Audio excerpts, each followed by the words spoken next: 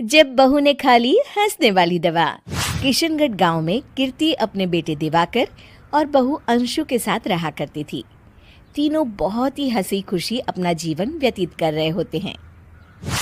अरे बहू, आज खाना मैं बना देती हूँ। नहीं माँ जी, आप क्यों तकलीफ कर रही हैं? आप आराम कीजिए, खाना मैं ही बनाऊंगी। कितनी अच्छी बहू मिली है मुझे। भगवान ऐसी बहू सबको दे। सब कुछ ठीक चल रहा होता है कि एक दिन गलती से अंशु हंसने वाली दवा खा लेती है। बस उस दिन से सब कुछ बदल जाता है। अरे बहू, मेरे घुटनों में बहुत दर्द हो रहा है, जरा बाम तो दे दे। अरे बाम लगा कर क्या करोगी माँ जी? मैं पाँव दबा देती हूँ। अरे एक तो मुझे पाँव दर्द हो रहा है, ऊपर से तुम हंस रही हो। आई एम सॉरी माँ जी। अरे फिर से हंस रही है, जा तू मेरे कमरे से, मुझे तुझसे बात नहीं करनी। हे भगवान, ये क्या हो गया? अब माँ जी क्या सोचेगी? 2 दिन बाद कीर्ति घर में किटी पार्टी रखती है। उसकी सभी सहेलियां घर आने वाली होती हैं। अरे बहू, मेरी कुछ सहेलियां आज दोपहर को घर आने वाली है। आज कुछ खाने में अच्छा सा बनाना। सहेलियां? क्यों? मेरी सहेलियां नहीं हो सकती क्या? तुम फिर से हंस रही हो? नहीं माँ जी, मैं हंस नहीं रही हूँ। अरे फिर से हंस रही हो और बोल रही हो कि हंस नहीं रही। नहीं माँ जी, मैं तो तुम जाओ मेरे सामने से और किचन का काम कर लो, जाओ। दोपहर को कीर्ति की सभी दोस्त खाने पर आ जाती हैं।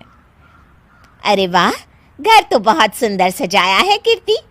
अरे मैंने कहा, ये सब तो मेरी बहू का कमाल है। अरे वाह, बड़ी गुनी है तुम्हारी बहू तो। हाँ हाँ, खाना भी अच्छा बनाया है। हाँ, बहुत ही गुनी है।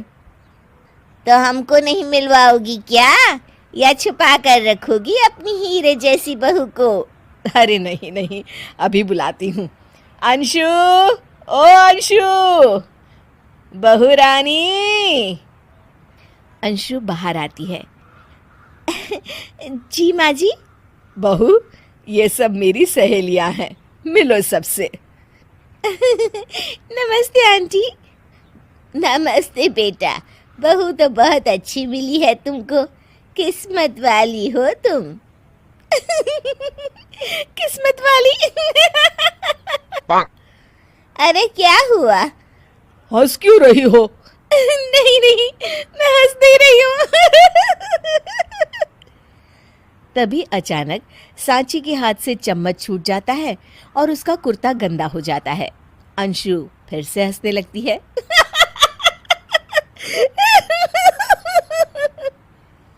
इधर सब सहेलियां गुस्सा होकर चली जाती हैं। कीर्ति भी नाराज होकर अपने कमरे में चली जाती है।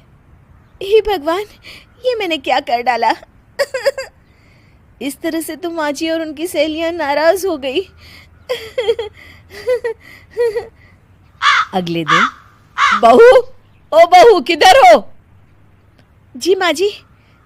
जल्दी से मेरे साथ चलो। पड़ोस वाले शर्मा जी की हार्ट अटैक से मौत हो गई है, उनके घर बैठक के लिए जाना है। अंशु तैयार होकर आ जाती है। थोड़ी देर में दोनों शर्मा जी के घर पहुंच जाती हैं। वहां पर सब रो रहे होते हैं। कीर्ति शर्मा जी की बीवी के पास बैठकर उन्हें सांत्वना देने लगती है। बड़े अच्छे इंसान थे मेरे पति। अच्छा। तुम हंस क्यों रही हो? वो अच्छे थे। हाँ हाँ, बहुत अच्छे थे अंकल। अरे अंशु, हंस मत। माँ जी, मैं हंस नहीं रही। मैं तो आंटी जी को बस दिलासा दे रही थी। सब औरतें अंशु की इस हरकत से हैरान हो जाती हैं। कीर्ति भी बहुत शर्मिंदा होती है और वो अंशु को लेकर फटाफट घर लौट आती है। अंशु, क्या हो गया है तुझे? हंस क्यों रही थी तू वहां पर? नहीं बाजी, मैं तो बस अरे तू फिर से हंस दी। जा तू अपने कमरे में, मुझे तो तुझसे बात ही नहीं करनी। मेरा बेटा ही तुझसे बात करेगा अब। रात को जब दिवाकर घर लौट आता है तो कीर्ति दिवाकर को सब कुछ बताती है। ठीक है माँ, अब फिक्र मत करो, मैं अंशु से बात करता हूँ। दिवाकर अपने कमरे में जाता है। जी आ गए आप कैसे हैं? मैं तो ठीक हूँ, बस सर में हल्का दर्द है। सर में दर्द अरे इसमें हंसने की क्या बात है? नहीं, मैं हंस नहीं रही हूँ मुझे तो फिक्र हो रही है आपकी एक तो मेरे सर में दर्द है, ऊपर से तुम हंस रही हो। अरे कैसे समझाऊं मैं आपको मैं हंस नहीं रही अंशु, तुम इस घर से चली जाओ। माँ ने मुझे बताया जो भी तुमने शर्मा आंटी के घर किया, और किटी पार्टी में भी। नहीं जी, मैं ऐसे नहीं हूँ तो अभी क्या हुआ था? क्यों हंस रही थी तुम? रुकिए मैं आपको सब कुछ बताती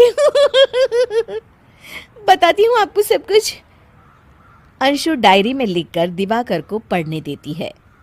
कुछ दिनों पहले मैंने गलती से हंसने वाली दवा पी ली थी, जिसकी वजह से ये सब हो रहा है। इसका असर कुछ दिन और रहेगा। अरे तो तुमने ये सब पहले क्यों नहीं बताया अंशु? वो मैंने माँ जी को बताने की बहुत कोशिश की मगर उन्होंने सुना ही नहीं अरे ठीक है, मगर वादा करो जब तक दवाई का असर ठीक नहीं हो जाता तुम घर से बाहर नहीं जाओगी। नहीं जाऊंगी और हंसूंगी तो बिल्कुल नहीं लो, तुम तो फिर से हंस दी